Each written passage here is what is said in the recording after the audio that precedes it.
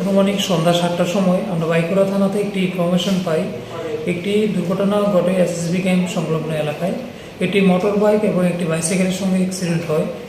তুরন্ত আমরা সেই জায়গাতে যাই এবং গিয়ে দেখি দুজন আহত অবস্থায় পড়ে রয়েছে। পরবর্তী সময় পুলিশ এবং লোকাল পাবলিকের সাহায্যে আমরা তাদেরকে নিয়ে আসি বাইকুড়া প্রাথমিক স্বাস্থ্যকেন্দ্রে।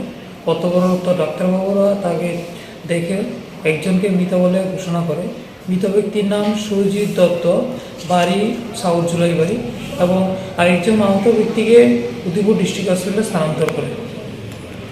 শুনেছি ব্যাংকের কোনো স্টাফ কর্মরত ছিল, ক্রেডিট কার্ডে কোন ব্যাংকে কাজ করতেন। গতকালকে আমরা এটাকে ময়নাতদন্তের জন্য বাইকুড়া মর্গের মধ্যে রাখা হয়েছে। এটা ময়নাতদন্তের পর আমরা পরিবারের লোকজনকে স্থানান্তর করব।